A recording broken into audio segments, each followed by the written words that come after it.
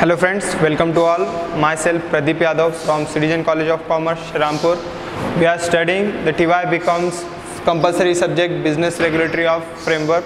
In that, in the last few of the lecture, we are just discussing the first chapter Indian Contract Act 1872. In that, in today's video, we are discussing the last point of this chapter is remedies of breach of contract. So before understanding what are the remedies to any type of breach of contract, we try to understand and we need to understand what are the breach of contract. We have to be discussed firstly what is a breach of contract. In the last video, we discussing the discharge of contract. Discharge of contract and the breach of contract have actually they are not the same. They are in a changes in some other manner. In a discharge of contract, the discharge may be happen with a mutual agreement. It may be happen by the performance. Actually, it is going to be terminated or going to be end. It may be fulfill their condition and going to be end. But in a breach of contract, the contract is just going to be cancelled or it is going to be stopped due to the unperformance, due to the unagreement or unable to perform their promise of any of the parties. So breach of contract is actually happen when your contract is going to be broken without the consent of any of the party, or it is actually not completed, or it is not going to be mutually discharged. So what is mean by breach of contract? When your promise is going to be broken,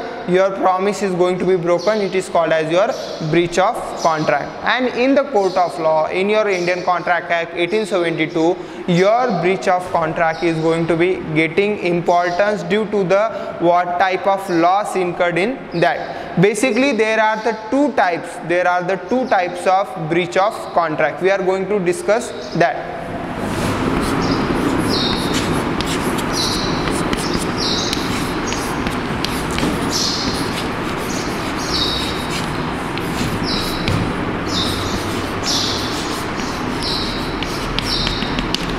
In that, the first type is actual breach of contract.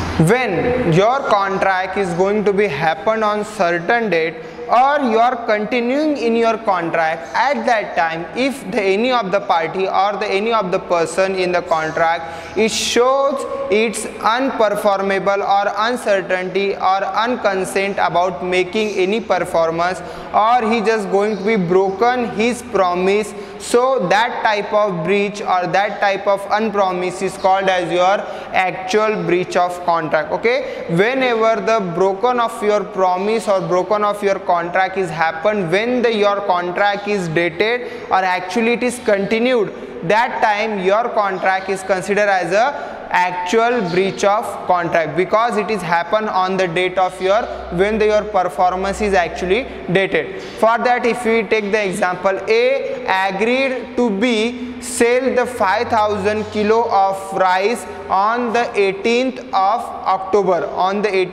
October, for rupees 1 lakh. On the 18th October, when your actual goods going to be transferred or selling date, A is just going to be broke his promise to sending 5,000 kilos of your rice to B. So at that time, that type of breach of contract is considered as your actual breach of contract. Okay, in that case, B can able to claim for any of his losses also. So when your breach of contract happen on the date of your contract or while the continuing of your contract, that breach of contract considered as your actual breach of contract. Second is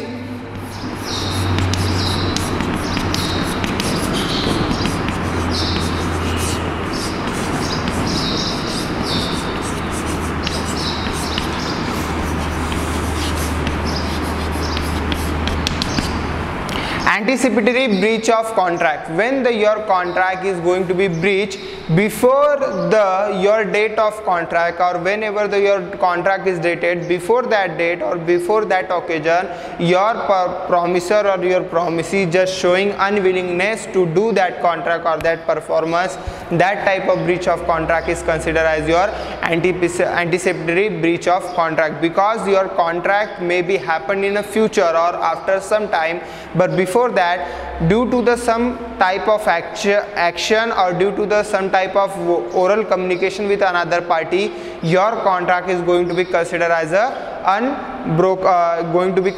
broken contract or breach of contract. For that, if we take the example, A and B, A agreed to be on marry to be on the 15th of October. On the 15th of October, they agreed to marry. But on the 10th of the October, A married to C. In that case, the contract with B is actually going to be breached, because due to the action of marriage of A and C, A and B contract is going to be terminated, because before that contract, A makes some other course of action which is going to be affect to the contract between A and B's marriage. So in that case, that type of breach of contract is considered as your anticipatory breach of contract. So these are the basic two types of breach of contract. At that time, we have to be understand for that type of breach of contract, what are the remedies, or what type of way to come back, or what type of way to just getting to amalgamate or normalize the losses into the breach of contract. So now we are seeing the remedies to breach of contract. Remedies to the breach of contract.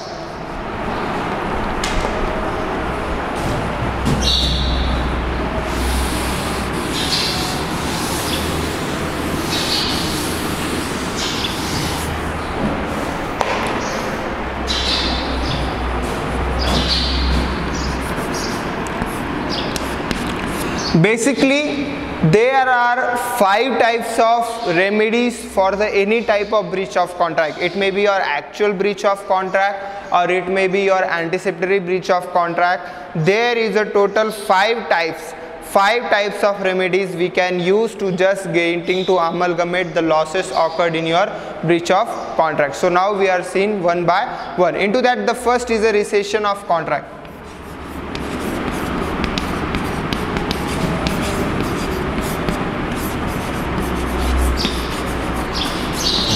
Under section 75, when in a contract one person is going to be broke his promise to do the anything, in that case the another party or opposite party who not just going to broke that promise, he is able to resign his promises, his liability and his all course of action with the permission of the Indian Contract Act 1872 section 65. In that case, he was able to resign from all of his liability. So the person who going to be unbroke his promise, the another person cannot just going to be continued the contract. He also need to resign from all of his responsibility. With the section of 75, the resigned person, the person who is going to be resigned his all his liability, are able to claim for his losses or any type of course of action he wanted to be demanded from that person, he can claim for that. So in the section 75, it's clearly stated that when any person who going to be resigned from his promises are able to claim for their losses. So this is the recession of contract, which means that the person can able to resign all of his liability when he is not actually broken his contract. Then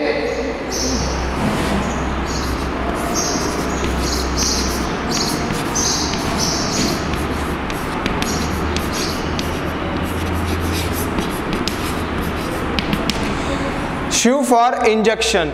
Injection means was to stop. When the contract is broken, then where any person or the promisor or the promisee who is not broken the promise are able to stop the any course of action which is stated into the contract, he is able to stop that type of performance into the contract. Okay, that person can claim to not making that action. Okay, if A and B just making the contract to constructing any type of home, A is the owner of that house and he wanted to make that house from B. After some time, if the A is going to be revoked or cancelled the contract, so in that case no one can going to be make stated that the B should complete the home, because he can use for Sufar Injection. He is going to be stop the work by the liability when the A is going to be broke the profit. So what is the Sufar Injection? When the any person is just going to be claimed for stopping any type of works, that is considered as a Sufar Injection. It is a one type of remedy in your breach of contract. Then the third point is a sue for specific performance.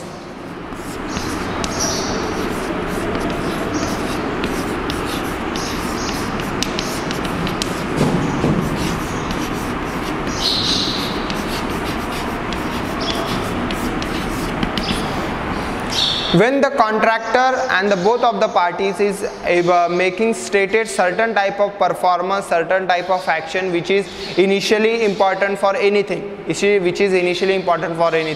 in that case, if one of the person is going to be broke that promise without the consent of the another party, without the mutual agreement, so in that case the person who not broke the profit can sue for specific type of performance, or the person who just going to be break that profit, break that promise, he is not able to sue for him to making that performance, because actually he broke that promise. So in that contract, whenever the any breach of contract is going to happen, and in that case the performance is important, so no person, if it is important to another party who not broke that promise, he is initially claim or suit against the another person to making that specific type of performance. If in that case he make the payment, he make the any type of consideration is moved from his side, he is able to sue him for making specific type of performance. Okay, in a various time we seen that whenever any medical services is happened, when you are paymenting some type of payment to the doctors, you are able to sue him for making any type of medical treatment or any type of your operations. So you are basically getting the right to getting the special type of performance from the another party. Another party cannot just simply revoke or just simply cancel his performance by making the unpromised his promise or in a contract. Then the fifth point is quantum merit.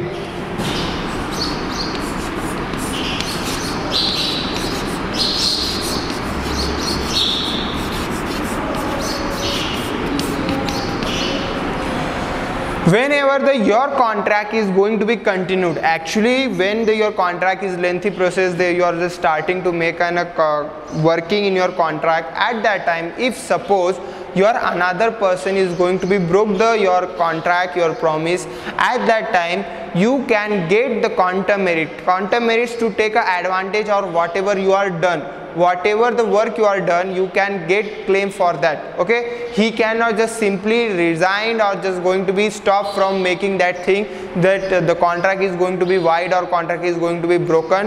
Now you cannot get anything from that. Okay, so in that case the quantum merit, the remedies in that the quantum merit is happened, you can claim what type of or whatever the part of the work done by you, you can get claim for that.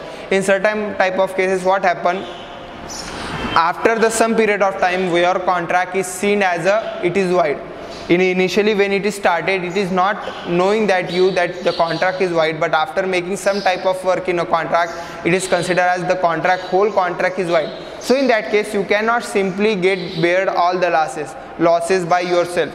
You can just get the quantum merit from the another party, because both of you not knowing that the whole contract is void due to the sum of the illegal party or due to the sum of the war is started. You can get the quantum merit and can claim for whatever the part of the work is done by you, can get the payment or any type of consideration for that. And the last point is sue for damages.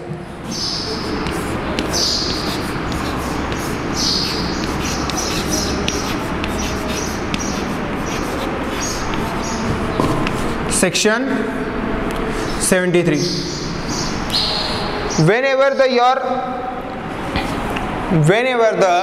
your contract is going to be cancelled or breached, at that time in every type of contract you can bear certain type of loss or damage, okay, which will you are getting the benefit from that contract, but when the contract is going to be breached, you are gain the certain type of losses. So what happened, this type of loss you have to be need to compensate with a mutual agreement, or it can be compensated with a certain type of authority. You can get a claim for what are the damages done in a contract. So for that, under section 73 of the Indian Contract Act, there are certain types of rules, and the types is certain created and clarify that in that breach of contract, if the damages is happened, the both of the parties can get the accommodation or any type of settlement, loss or damages for breach of contract. In that sue for damages, there are the two types of damages are there. In that first is a liquidated damages. In that first is a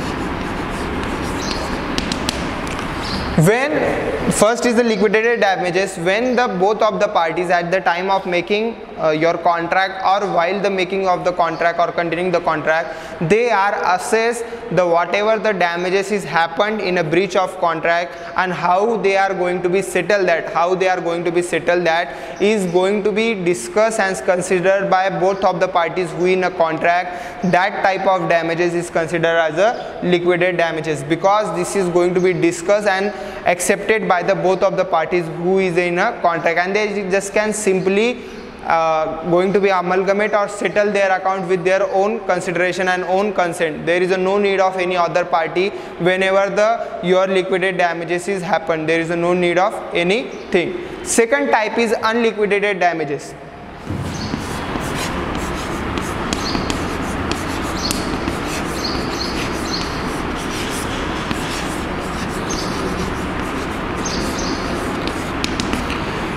When your both of the parties is not agree upon the amount of the damage or amount of the any loss which is happened, so they are not agree upon the same thing or same point. So what happened at that time, they are going to the any type of court or any type of the higher authority to getting claim and the settle of their account. At that time, when that third party or the court or any of the higher authority is going to be settle their account with the making the calculation with themselves, that is called as a unliquidated damages, because this damages is going to be considered by the third party, and that person or that authority is going to be settle their account. So here it is the two types of damages which is stated in your remedies of contract under section 73. So these are the basic remedies for breach of contract. So here we are just completed our first chapter, Indian Contract Act 1872. In that we just discuss all the points relating to the contract, essential elements, parties, consideration. After that we discussing the void contract, and that the whatever the discharge of contract, and in the last remedies of the breach of contract. So here is our first chapter is completed. Okay, thank you.